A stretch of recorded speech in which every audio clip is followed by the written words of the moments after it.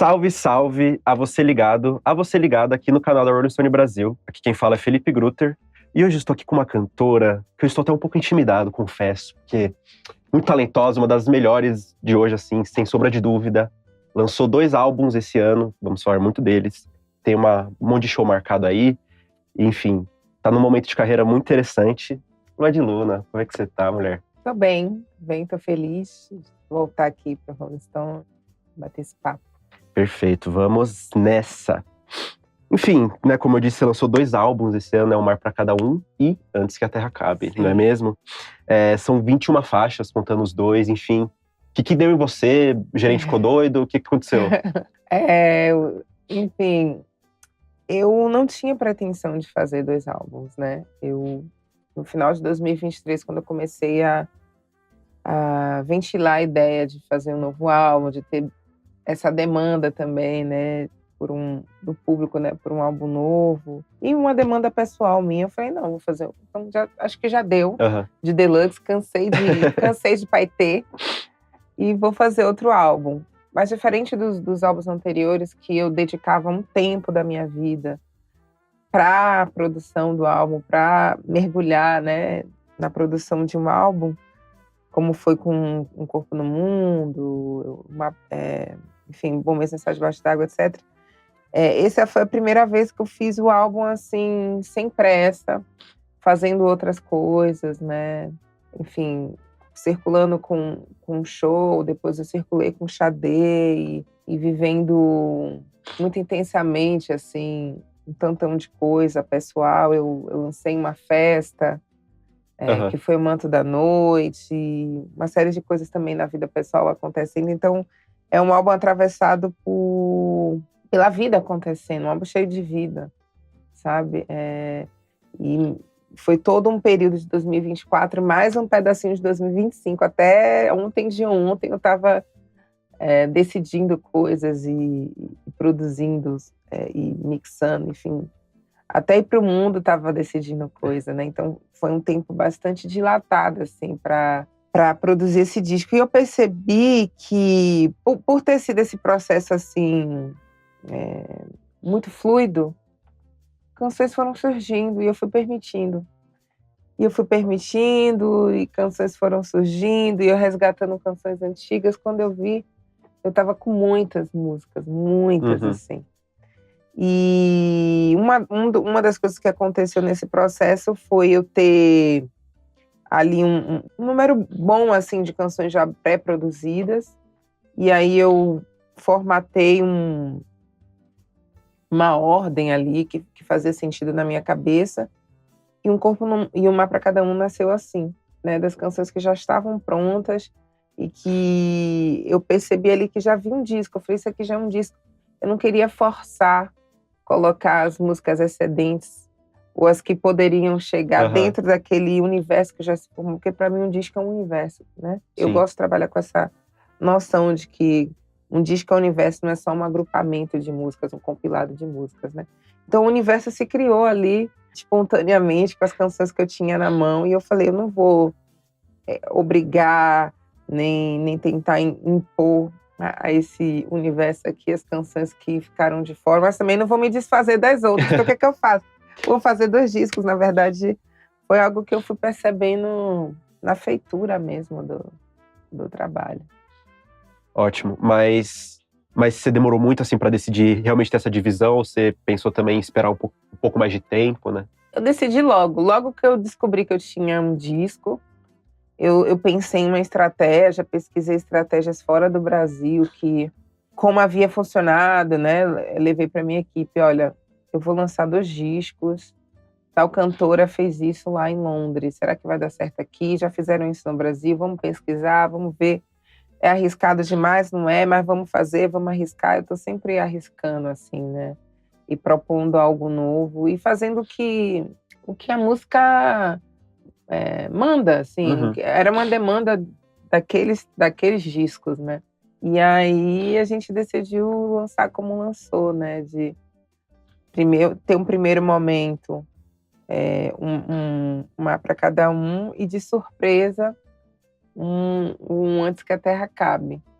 não fazia sentido lançar os dois de vez, porque eu acho que se já foi difícil de compreender.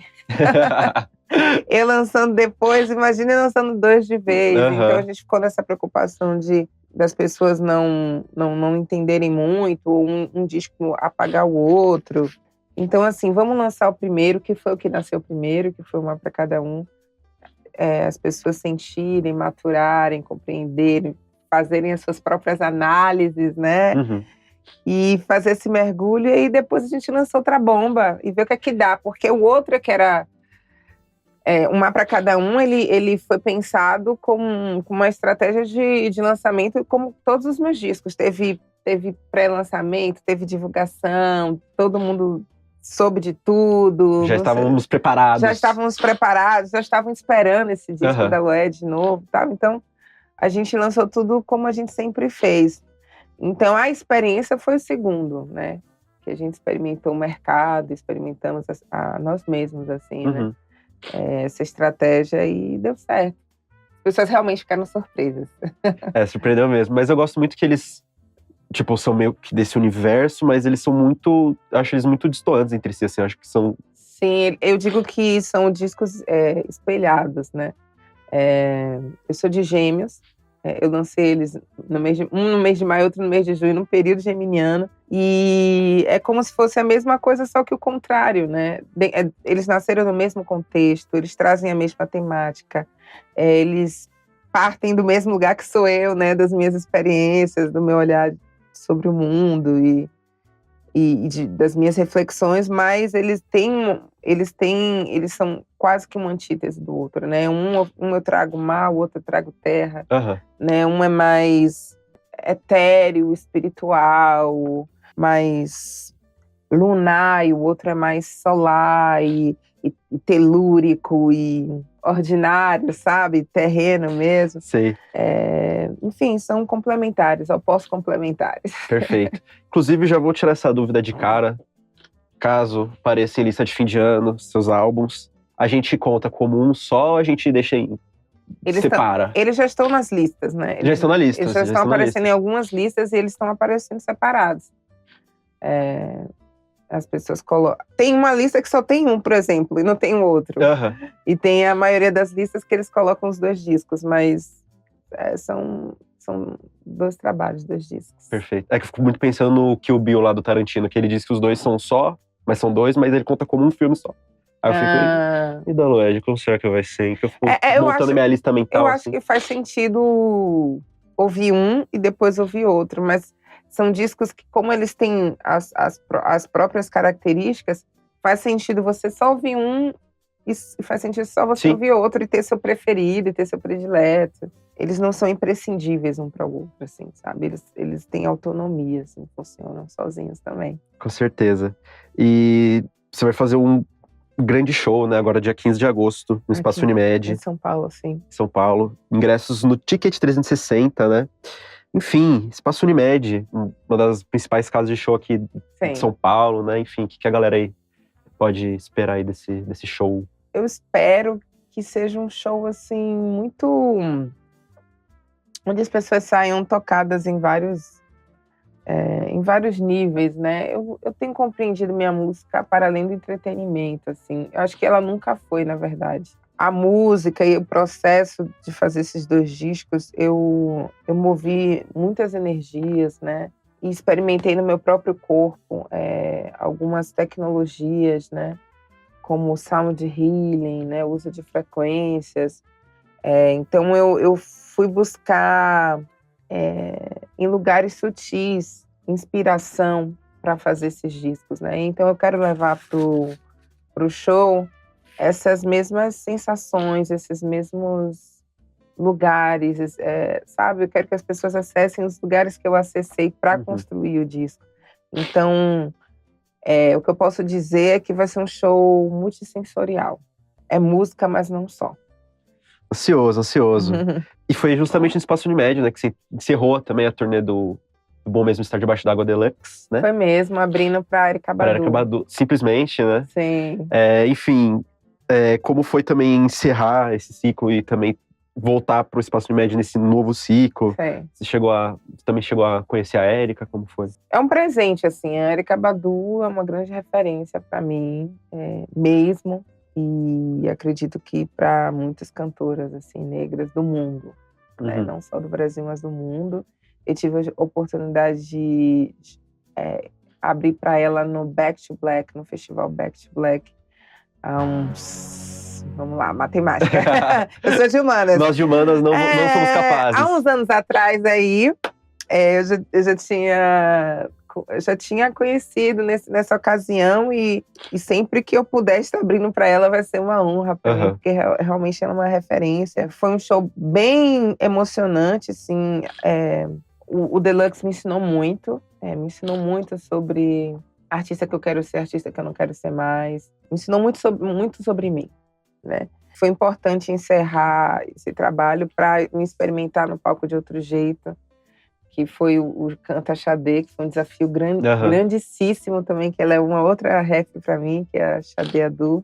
E aí lá, nessa experiência, né, abrindo para Erykah Badu, eu vi a dimensão do que é a Unimed, né? Eu já tinha assistido um show grande lá, que foi o da Lauryn Hill também, há uns anos atrás. Então é um palco muito precioso, né? Onde passaram artistas que são referências para mim, artistas não só do Brasil, mas do mundo inteiro. Então é um palco muito importante aqui em São Paulo. Eu acho que a gente precisa... Eu penso a carreira como uma curva, assim, que tem que crescer. Então, assim, o Deluxe eu lancei na Áudio. Foi um show incrível. Eu adoro a Áudio, inclusive fiz minha festa lá e foi sold out. O Deluxe foi muito lindo.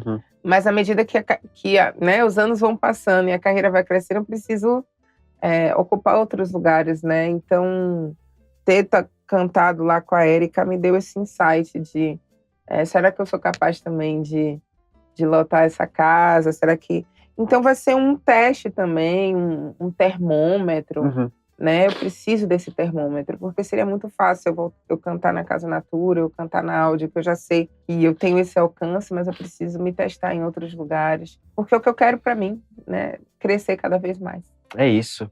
E como você também avalia aí no aspecto mais geral, né? Toda essa era do Bom Mesmo Estar Debaixo d'Água, ganhou Deluxe, que aí no meio também se fez a própria turnê da Xadê, né? Eu acho que é isso, assim, cada disco desse me deu um aprendizado, cada disco desse foi um degrau para minha carreira. Com o Bom Mesmo Estar Debaixo d'Água, eu tive a oportunidade de ser indicada ao Grammy, eu tive a oportunidade de cantar esse disco no Grammy, na premiação. Aí o Deluxe foi a oportunidade de eu me experimentar em palcos mais mainstream e ter uma postura também mais pop, né? Eu tinha um bandão, muito brilho, gás, drones, Rock in Rio, purpurina. Me desafiar como artista e experimentar esse universo foi importante também. Xadê me devolveu a liberdade, né? Eu compreendi que o Deluxe foi muito bom, mas me engessou muito como artista. E com Xadê, cantar Xadê me devolveu autonomia, embora tenha sido um show bem difícil, que eu canto em outra língua, tendo que representar, afinal de contas, Sim. Xadê só tem clássicos, ela é super consolidada, então foi muito ousado da minha parte, mas ao mesmo tempo eu estava tão livre, né, de estar com uma banda assim super jazzística, sabe? Jazzando ali, livre, sem VS, eu também. E as pessoas têm esse saudosismo com o Xadê, então foi um show muito bem acolhido, né? As pessoas queriam cantar essas canções, as pessoas queriam ouvir essas canções. E a gente fez uns arranjos, eu dei o melhor de mim para contemplar não só o meu público, mas o público que estava lá por causa da Xadê, né? Exato. Então, eu fui muito feliz com esse projeto e eu acho que também foi um degrau no sentido de, nesse lugar de intérprete, né? Sim. E nesse lugar de ousadia mesmo, né? De ser uma artista que não teve medo, né, de cantar xadrez. Aqui tem coragem. Então acho que isso também me colocou em outro patamar. E agora eu venho com o meu show. A gente fez um show no festival agora, Latinidades. Não foi o show completo, porque é festival, né? Então só foi 1 horinha de show. Eu digo que foi um ensaio aberto. E foi muito emocionante, assim, não só para mim, mas para o público. Deu para entender como é que vai ser a energia, assim, desse show. E aí o Valendo aqui em São Paulo vai ser dia 15 de agosto e no Rio, no Vivo Rio, no dia 9 de agosto. Que aí vai ser show completão, com muita história. Vamos que vamos. E você também disse que o Mar para Cada Um e o Antes que a Terra Acabe, né, encerram essa trilogia do Bom Mesmo, né? A história debaixo d'água. E eu queria entender exatamente, né, o que traz seu interesse no mar, na água, nesses elementos todos. É gripe. Porque o Bom Mesmo Estar Debaixo d'Água, ele marca um momento na minha carreira em que eu decido trazer o tema do amor. Que era algo que eu não tinha muita pretensão, assim, meu primeiro disco, ele só tinha uma canção de amor, salvo engano, sim. De forma literal, só tinha uma canção de amor, que foi Dentro Ali, que eu regravei em Um Mar para Cada Um. Eu regravo essa música do primeiro disco. E eu não tinha pretensão, eu tinha uma utopia quando eu surjo na música. Em Um Corpo no Mundo eu tinha uma utopia, eu era muito idealista. E eu pensei que eu ia seguir nessa linha, assim. Mas o amor veio com a pujança, assim, né? Processo terapêutico, a experiência de ter uma relação estável, minha primeira relação estável, assim, de muitos anos. A experiência da maternidade, muita coisa foi acontecendo, assim, que me levou a essa decisão. E uma maturidade, assim, na minha própria vida, assim, também, que me levou a essa decisão de cantar, assim, sobre amor. Então, Bom Mesmo Estar Debaixo d'Água demarca isso. E eu sou de Salvador, que é uma cidade litorânea, né? Em todas as minhas experiências afetivas, né? É amor no sentido amplo, né? Não só amor romântico. Sim. Então, todas as minhas experiências afetivas foi com essa paisagem, né? Dos meus pais me levando dos passeios da família, né? Com minha avó, com o tio, com uma renca de primo. A gente pegando escuna, barco e passeando ali na ilha de Taparica, ou indo para Madre de Deus, né? Nas casas de praia de Madre de Deus, ou então ali, sei lá, com as minhas amigas e amigos, comendo água no Porto da Barra até o sol se pôr e ver o pôr do sol do Porto da Barra, ou então aquele date no passeio público, olhando ali para a Baía de Todos os Santos, ou no Farol da Barra, que é uma das canções, né? Os dates todos, enfim, muita história com essa paisagem, assim, a água permeia a minha vida, né? O meu pai me ensinando a nadar na Lagoa da Baeté, né? Eu sou das águas. A gente que é de cidade litorânea, a gente tem esse elemento muito forte, assim. E eu nem era mais praieira, assim, de surf, não sei o quê, não vivia na praia, mas ela estava ali, né? E a presença do mar no território mobiliza a gente de outro jeito no mundo, assim. O ritmo que a gente fala, o ritmo que a gente anda, né? A própria presença do sal e a limpeza energética que esse sal extrai, assim, da cidade, do nosso corpo. Enfim, a brisa, né? A brisa do mar, o ventinho do mar, que a gente chama de brisa, traz mensagens, traz insights, traz desejo, traz tanta coisa. Então, assim, eu me construí com esse elemento, né? Com a água, não só a água do mar, mas as águas, né? Muitas águas. E é por isso que eu acho que está tão presente, assim, na minha poesia. Doido. E você mora em São Paulo hoje, né?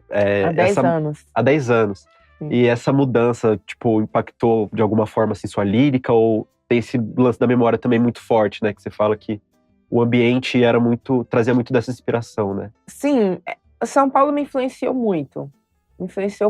E, principalmente no meu primeiro trabalho, eu acho que Um Corpo no Mundo não nasceria se eu não estivesse em São Paulo, porque foi um trabalho sobre estar nessa cidade, sobre não me enxergar nessa cidade.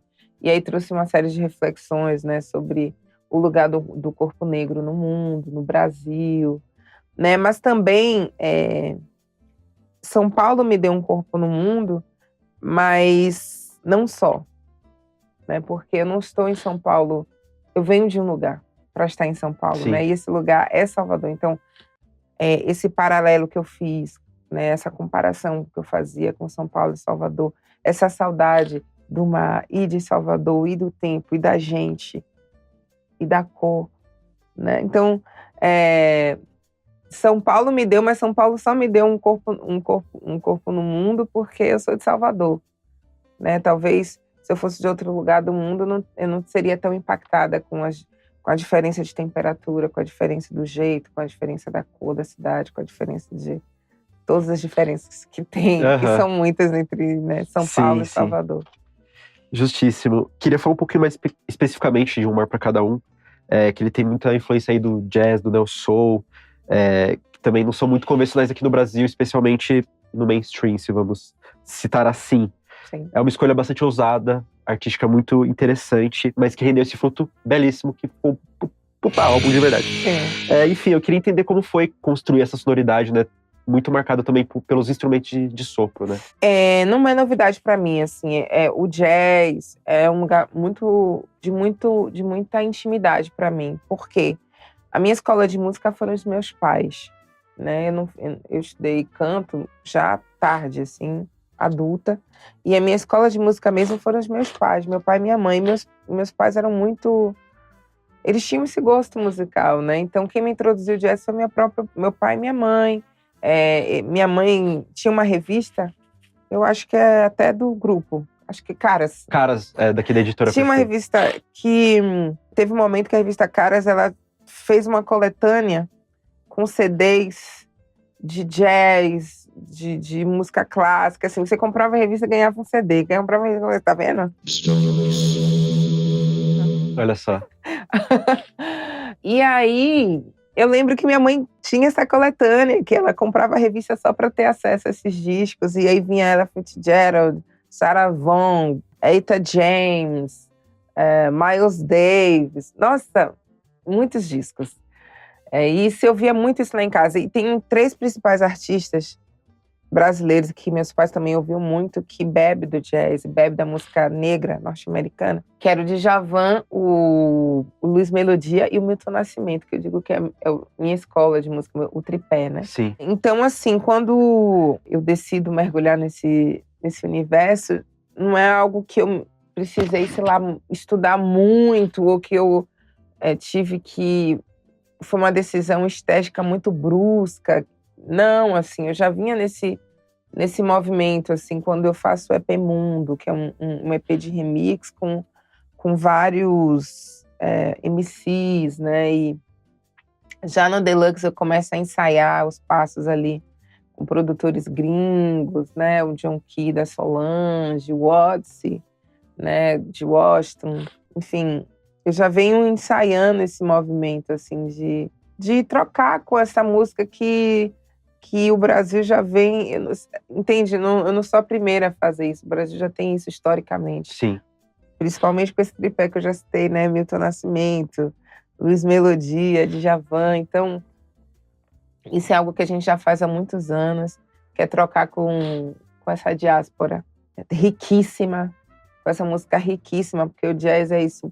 O pai e a mãe de tudo isso que eu fui experimentando ao longo da minha carreira, né? Do rap, quando eu vou ali pro rap, né? Do R&B, do neo soul. Mas respondendo essa questão dos sopros, né? Eu fui beber em A Love Supreme, do Joe Coltrane, por 2 motivos. Quando eu faço esse disco, eu tô fazendo muito uma reflexão sobre o amor, mas esse amor numa perspectiva de alto amor, né? É muito sobre alto amor, um mar para cada um, Sim. né?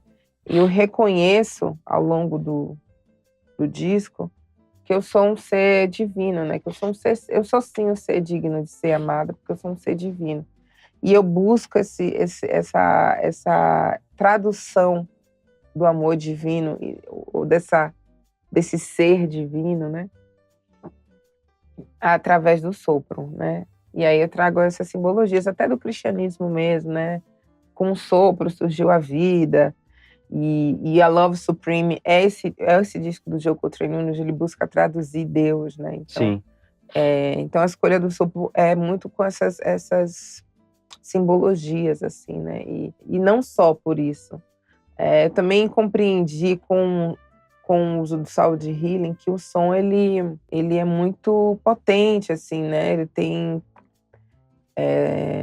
essa capacidade curativa, né?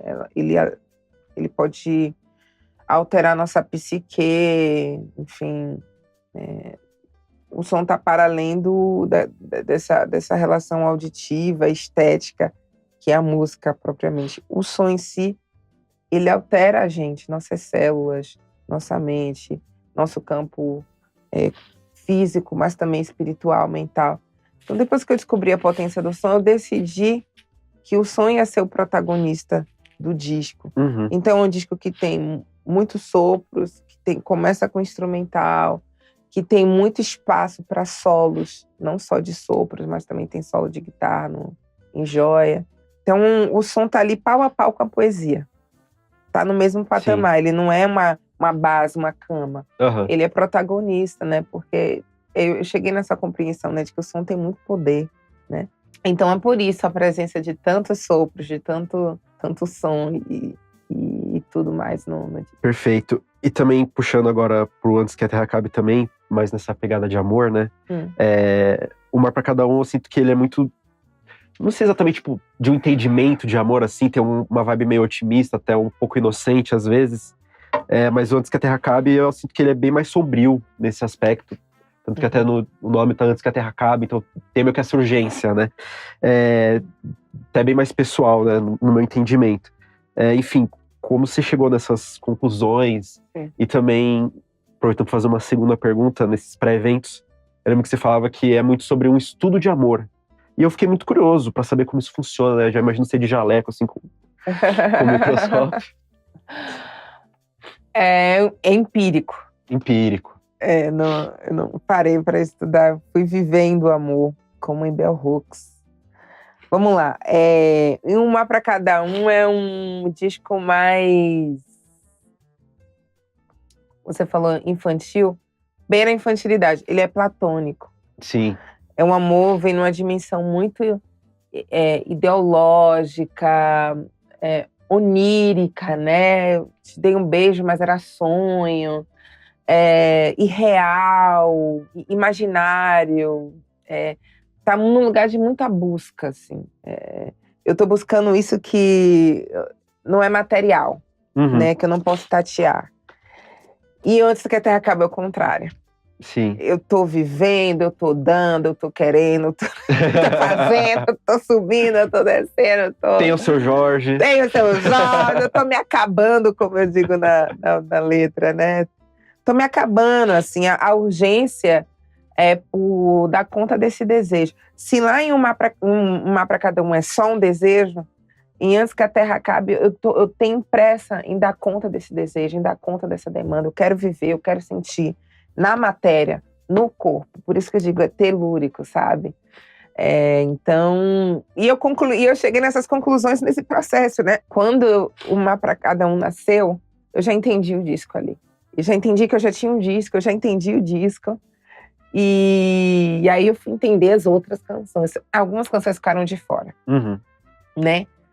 Porque isso precisava fazer sentido agora com a narrativa que eu estava construindo, né? Que é essa narrativa da dualidade, de criar um antagonismo entre os discos, né? E as canções lá de putaria estavam lá, né? Já existiam. Sim. Então vamos usar e o Antes que a Terra Acabe foi escolhido como single por causa da presença, assim, dessa participação especialíssima, que é o seu Jorge. Então a gente fez um clipão, né, em 16mm. Então foi escolhido como música de trabalho.